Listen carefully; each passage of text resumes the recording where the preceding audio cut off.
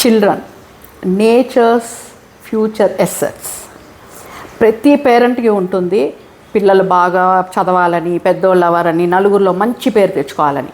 ఆ కోరిక ఉండగానే సరికాదు, దానికి సంబంధించి మన వైపు నుంచి ఎంత ప్రయత్నం ఉంది అనేది ముఖ్యం. అలా మంచిగా రావాలి పిల్లలు అంటే నేను కొన్ని విషయాలు చెప్తాను, అది మీరు నిజమా కాదా ఆలోచించండి. ఎప్పుడైనా కానీ వైఫ్ అండ్ హస్బెండ్ మధ్యలో మీకుండే ప్రాబ్లమ్స్, మీకుండే మిస్అండర్స్టాండింగ్స్, గొడవలు ఇవన్నీ ఏంటంటే పిల్లల ముందు తీసుకొచ్చి డిబేట్లు లేకపోతే ఆర్గ్యుమెంట్స్ పెట్టుకోవటం అనేది మానేసి మీ వైపు నుంచి మీరు సాల్వ్ చేసుకోండి.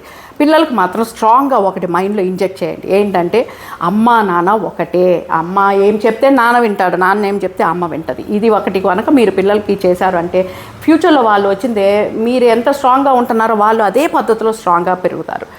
ఎందుకంటే మీ ఇద్దరి మధ్యలో డిఫరెన్స్ ఉంది అని చెప్పి తెలిసి నెక్స్ట్ సెకండ్ ఏం చేస్తారంటే వాళ్ళ గేమ్స్ వాళ్ళు స్టార్ట్ చేస్తారు. అది డేంజరా కాదనేది ఒకసారి ఆలోచించండి.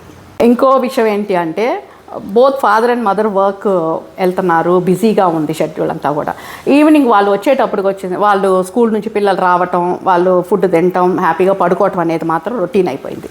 బట్ ఆ పడుకున్నారు అని చెప్పేసి అని వాళ్ళని డిస్టర్బ్ చేయటం ఎందుకు అని ఆలోచించకుండా మీరు కనుక ఇంటికి వచ్చే నెక్స్ట్ సెకండ్ వాళ్ళ దగ్గరికి వెళ్ళి లేపి ఇదిగో నేను వచ్చాను అమ్మ నాన్న అని చెప్పి వాళ్ళకి కనిపించి ఒక చిన్న ముద్దు పెట్టి వదిలారు అంటే ఆ యాక్ట్ తర్వాత వాళ్ళు నిద్రపోయే దాని మీద అది ఎంత ఇంపాక్ట్ ఉంటుంది అని చెప్పేసి మీరే గమనిస్తారు. పిల్లల ఎదుగుదలకి, పిల్లల సంరక్షణకు సంబంధించి చెప్పాలి అంటే ఇంకా చాలా పాయింట్స్ ఉన్నాయి. బట్ ఈ 2 కోర్ పాయింట్స్ అనేది మాత్రం మీరు ఫాలో చేసి మెయింటైన్ చేశారు అంటే మాత్రం మీకే తెలుస్తుంది చేంజ్ ఏంటి అనేది. దయచేసి ఫాలో అవ్వండి. ఓం నమః శివాయ.